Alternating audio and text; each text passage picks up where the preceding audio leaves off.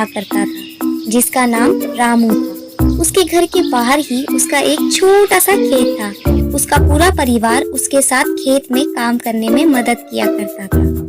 रामू के बच्चे सब्जियों को पानी भी दिया करते थे। इस बार रामू के खेत की फसल बहुत अच्छी थी।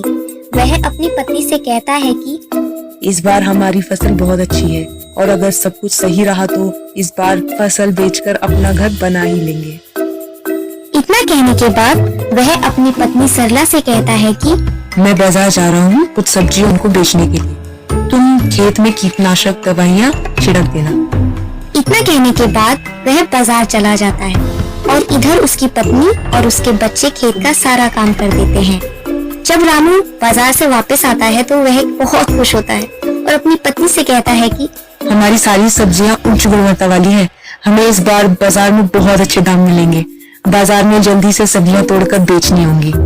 यह सुनकर उसकी पत्नी ने कहा, ठीक है, हम कल ही सारी सब्जियाँ तोड़कर बाजार में बेचने के लिए तैयार कर देंगे। इतना कहने के बाद वह अपने परिवार के साथ खुशी खुशी सो जाता है। लेकिन रात में अचानक से बहुत तेज बारिश होने लगती है और बारिश होने की वजह से रामू बहुत दुखी हो जाता है। वह अपनी पत्नी को उठाता है और कहता है, सरला ये देखो कितनी तेज बारिश हो रही है। इस बात से दुखी होकर सरला कहती है, हे भगवान, हमारी फसल का क्या होगा? दोनों पति पत्नी भगवान से बारिश बंद होने के लिए प्रार्थना करने लगे, लेकिन बारिश रुकने का नाम ही नहीं ले रही थी। यहाँ तक कि कुछ देर बाद ओले भी पड़ने लगे। पूरे खेत में बारिश का पानी भर गया था। इससे वह दोनों बहुत परेशान थे। रामू ने कहा, सरला, बारिश का पानी बढ़ता जा रहा है, धीरे धीरे यह पानी हमारे घर में भी भरने लगेगा और हवा की वजह से हमारे घर का छप्पर भी टूट जाएगा। दोनों बहुत परेशान थे। किसी को कुछ समझ नहीं आ रहा था कि ऐसी परेशानी में भी करे तो क्या करे।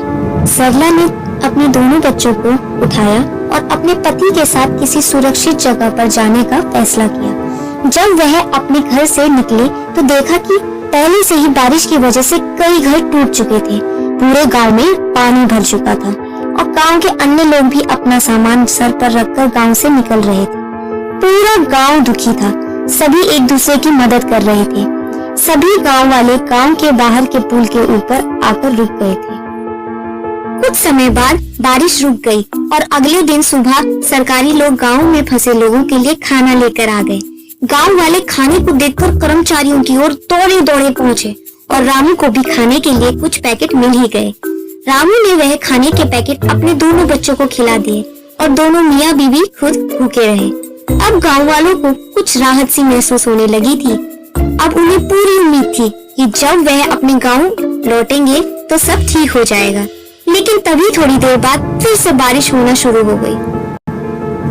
इस बार बारिश बहुत तेज से लगातार पड़ रही थी। पानी भी बढ़ता जा रहा था, जिसकी वजह से गांव में राहतकर्ता भी खाना लेकर नहीं आए। इस पर रामू ने कहा, हमारे गांव में सरकारी गाड़ियां खाना लेकर नहीं आएंगी। मैं खाना लेने के लिए गांव से बाहर जाता हूँ।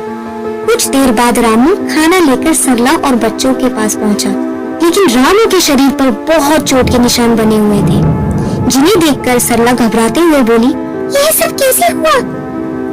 इस पर रामू ने कहा, पास वाले गांव में सरकार मुफ्त में खाना बांट रही थी, जिसकी वजह से वहां पर बहुत भीड़ थी।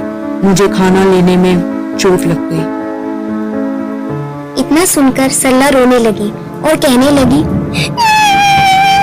जो हाथ अनाज उगाते थे, आज वो खुद अनाज के लिए परेशान है।